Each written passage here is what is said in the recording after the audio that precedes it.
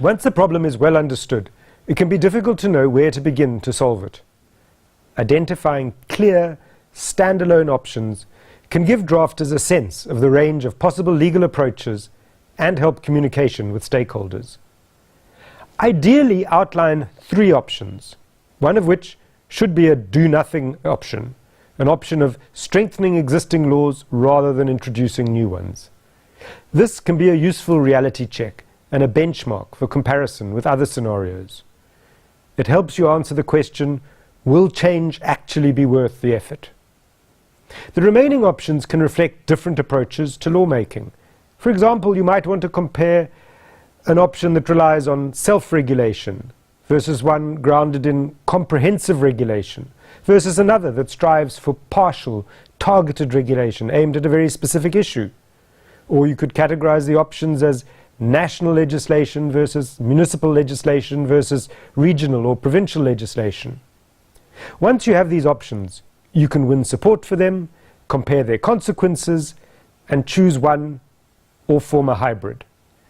The options identified need to be viable, which will actually work and which will work best in your context. There are 3 key tasks to accomplish in fleshing out the options. Clarify the concepts, assess the consequences of each option, and set realistic expectations for compliance. Let's look at each task in turn. First, clarify and explain your concepts.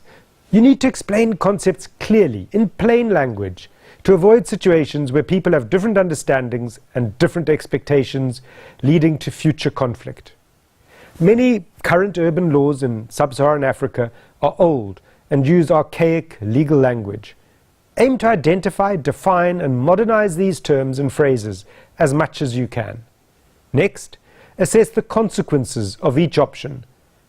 It's not possible to predict all the possible outcomes, especially in a dynamic environment where you don't have reliable quantitative data.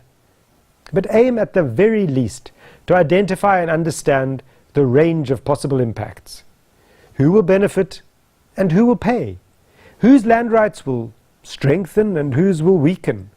Which officials will lose decision-making powers and which will get new ones?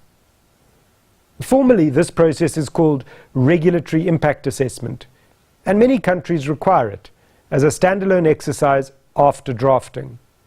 Doing it afterwards, though, is not always helpful. Rather, think through the possible impacts during the actual drafting.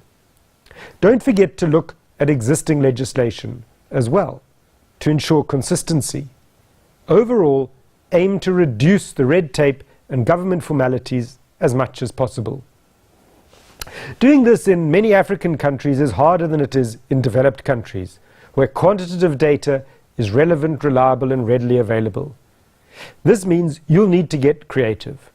For example, use satellite images to determine land use and then extrapolate population figures, income bands, and other factors that affect households' ability to comply with legislation.